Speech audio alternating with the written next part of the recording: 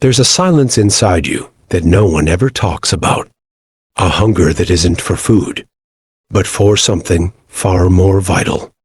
You smile in conversations. You laugh when you're supposed to. You nod and carry on. But deep down, there's a constant ache, a gnawing emptiness.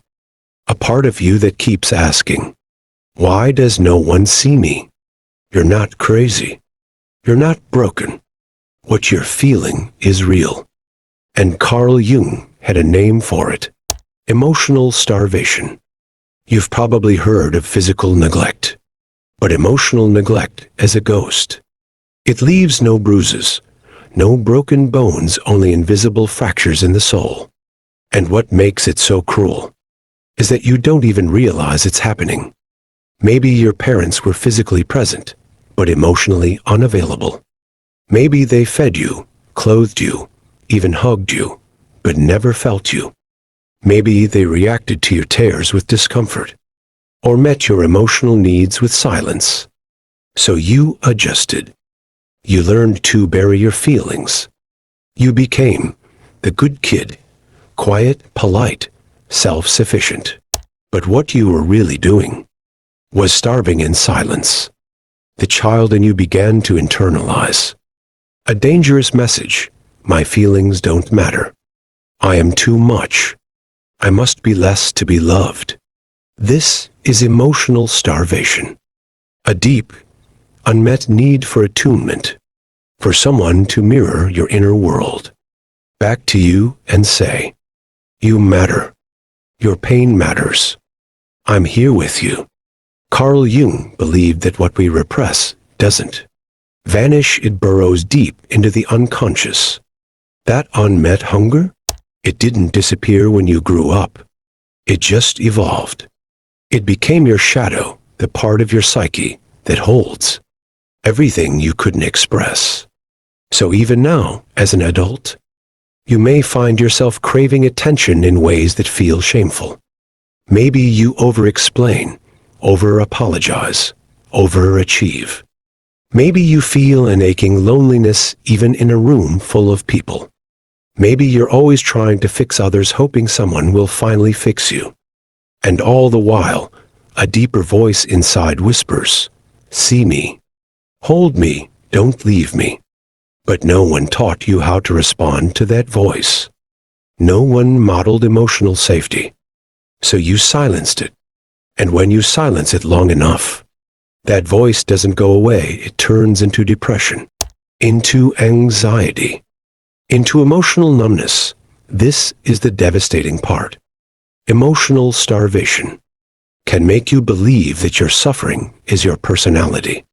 That being too sensitive, too intense, or too needy is just who you are. But it's not. It's a wound that never got witnessed. Jung warned, until you make the unconscious conscious, it will direct your life and you'll call it fate. That's what happens when emotional starvation goes unhealed. You recreate it over and over, hoping this time someone will feed you the love you are always denied. But healing doesn't come from others feeding you. It starts when you acknowledge the hunger. When you realize, I needed more. I deserved more. And it's not too late to give that to myself. That's when everything begins to change. Emotional starvation doesn't stay quiet forever. It hides, it waits, and then it starts shaping everything from the shadows.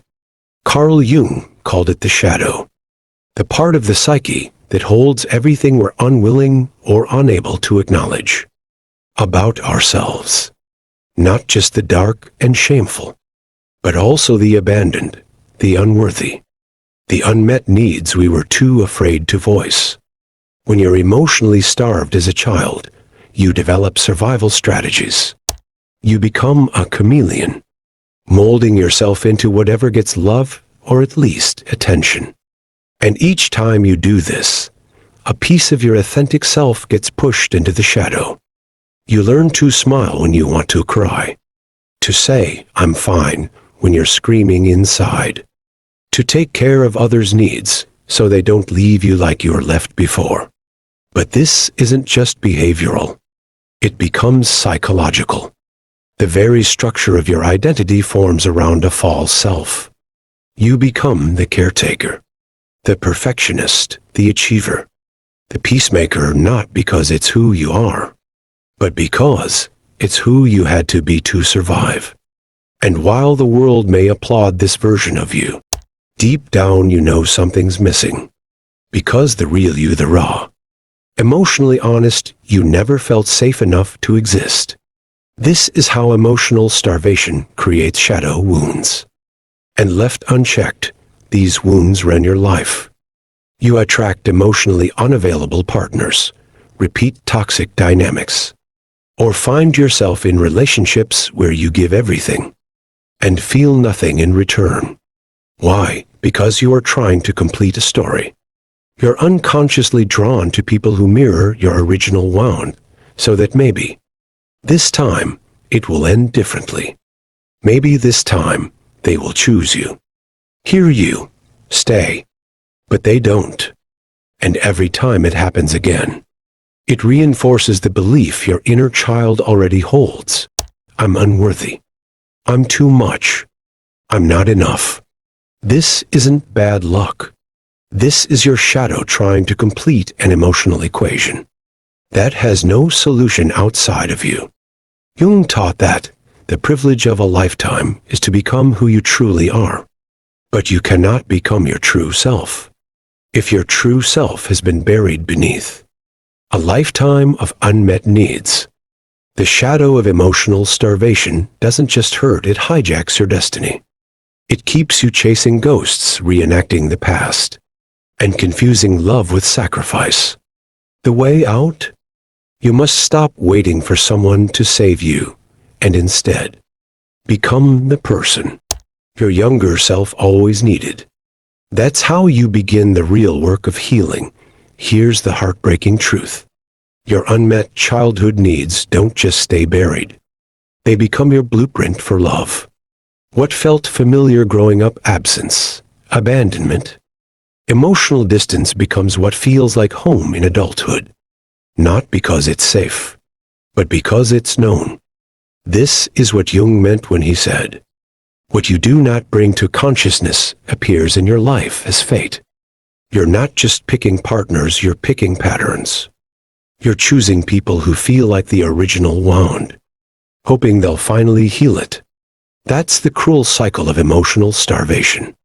You find yourself drawn to emotionally unavailable people, not because you want to suffer, but because your unconscious is trying to rewrite the past. Maybe it starts off like a dream. They seem magnetic, deep, mysterious. You feel seen, alive, understood for a moment. But slowly, the silence creeps in. The distance grows. And suddenly, you're back in that familiar place, craving, chasing, contorting yourself to be enough for someone who can't fully show up. And here's the worst part, you blame yourself. You think, maybe if I didn't feel so much, maybe if I wasn't so needy, maybe if I just loved harder. But the truth is this, you're trying to finish an emotional story that was never yours to complete. You're trying to extract nourishment from someone who's just as emotionally starved as you. This repetition isn't random, it's ritual. It's your psyche replaying the pain, hoping this time the ending will change. But it never does. Because the ending doesn't change out there. It changes in here when you finally stop outsourcing your healing and start meeting your own emotional hunger. Jung said the shadow isn't evil, it's just unconscious. These reenactments aren't proof of your brokenness. They're invitations. Invitations to wake up, to stop seeking scraps and start giving yourself the feast you've always deserved. You can stop running. You can stop rescuing. You can stop proving your worth to people who can't even meet you where you are. Because the truth is, what you were looking for in others has always been a call to meet yourself. And that right there is where your healing begins. When a child's emotional needs go unmet long enough, they learn to adapt. Not by becoming more of who they are, but by becoming who others want them to be. This is how the false self is born. Carl Jung called this the persona, the mask we wear to survive in a world that couldn't handle our truth. And when you're emotionally starved, this mask becomes your lifeline. You trade authenticity for attachment, vulnerability for validation, wholeness for safety. You become the high achiever, the fixer, the strong one, the one who never complains, never cries, never needs too much. But behind that polished image is a fractured soul. A child who never got to be fully human, only useful. You learned early on that love had conditions, that expressing pain made people uncomfortable, that joy had to be toned down, that your emotional world was too much, so you split yourself in two. One part became the mask, socially acceptable, well-adjusted, emotionally restrained. The other part was buried alive, the sensitive, wild, intuitive, emotionally honest self that never got to breathe. But here's the paradox. The more you perfect the mask, the more disconnected you feel. You might have success, friends, admiration, but still feel like something vital is missing. That's because it is. You are missing the real you, the one that was silenced to make others comfortable. Jung believed the path to wholeness is through individuation, the lifelong process of integrating the parts of ourselves we've exiled. It means reclaiming the messy, emotional, imperfect aspects of your being not as flaws, but as essential pieces of your soul. But this process is terrifying, because becoming your true self means letting go of the persona. It means risking rejection. It means grieving the years you lost to being what others needed, instead of who you really are. And yet, it's the only way forward. You're not here to be palatable. You're not here to shrink yourself into someone else's idea of acceptable. You're here to unfold, to step into the fullness of your being and say, "This is who I am, all of me, and I am still worthy of love." The false self was built for survival, but now it's suffocating you. It's time to remove the mask, to let the buried self rise, to become whole, not perfect, because real healing doesn't come from fixing what's broken. It comes from remembering who you were before the world taught you to be small. Healing emotional starvation isn't about thinking your way out of pain. It's about feeling your way back into your body, into the parts of you that went numb just to survive. And this journey, it doesn't begin with grand spiritual awakenings or perfect morning routines. It begins in the quiet, in the moments when you're finally brave enough to sit with the ache you've been avoiding your entire life. Carl Jung taught that what heals us isn't light alone, but the ability to face the darkness within. And if emotional starvation is the wound, then shadow work is the medicine.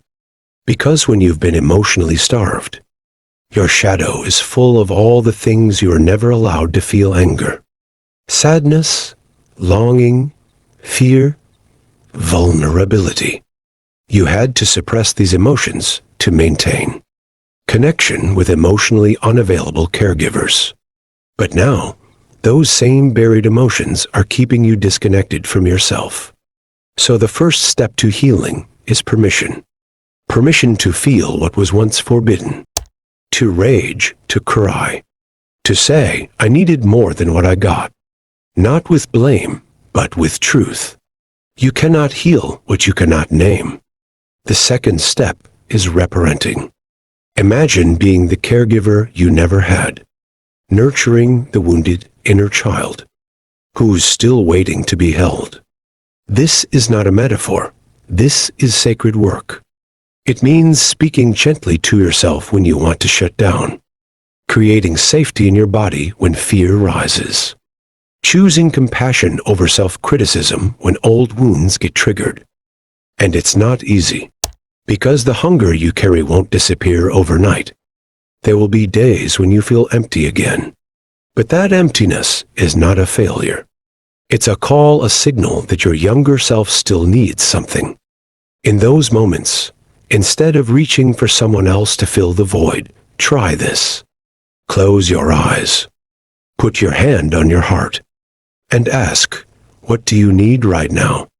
Then listen, without judgment, without fixing. Because the part of you that was emotionally starved doesn't need a savior. It needs a witness. Someone to finally say, I see you. I hear you. I will not abandon you. Jung often spoke of wholeness, not perfection, as the goal of healing. That means honoring your contradictions, holding both your light and your shadow, showing up for yourself even when you feel unworthy of love. It also means creating new internal patterns, practicing emotional attunement with yourself, learning to recognize when you're slipping into old stories. I'm too much. I'm not enough. No one will ever love the real me. And then pausing, breathing, and saying, that story kept me safe once, but I don't have to live in it anymore. Each time you do this, you interrupt the cycle. You feed the parts of you that were starved. You become the parent, the partner, the presence your younger self never had. And slowly, the ache begins to soften.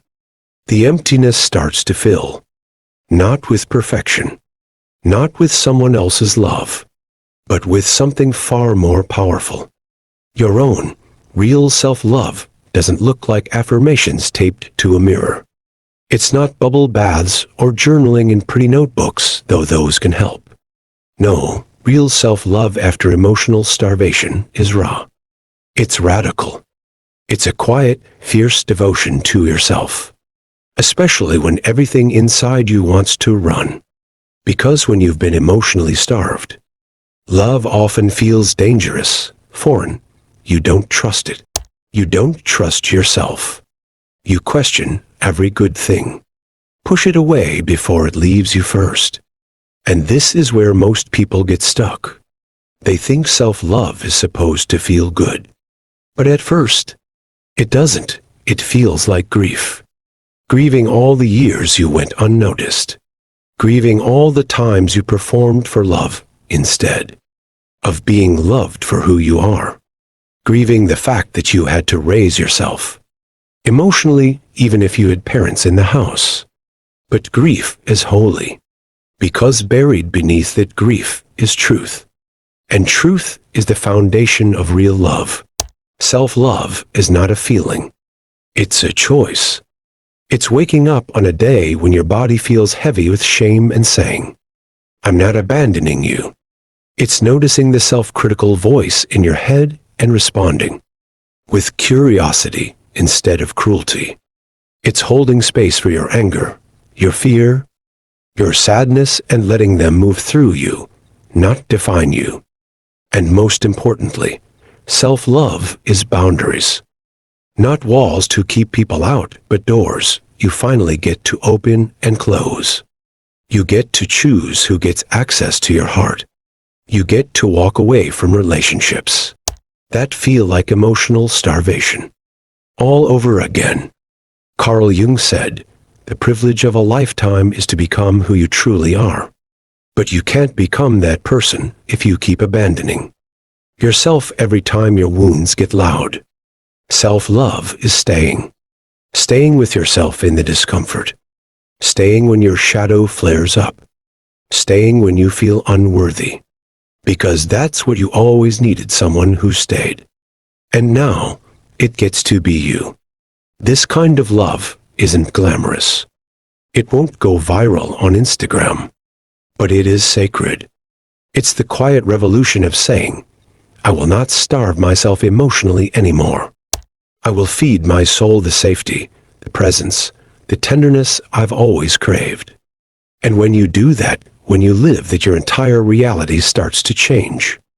Not because everything outside of you is perfect, but because everything inside of you is finally being seen.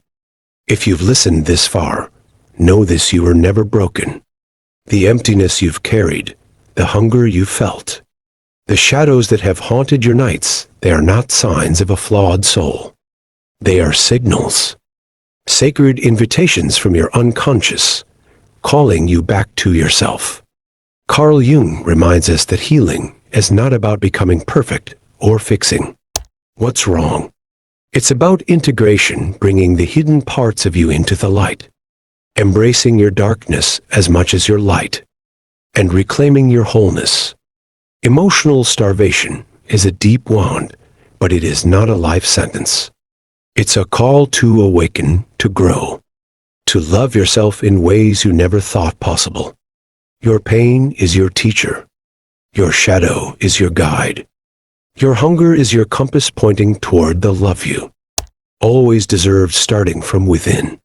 This is your invitation to sit with your silence, to hold your ache, to feed your starved soul, and to finally see the radiant being you have always been, waiting patiently beneath the surface. You are not alone. You are not too much. You are not invisible. You are whole, and you are worthy of every bit of love. Thank you for taking this journey inward. If this resonated with you, share it with someone who needs to hear it.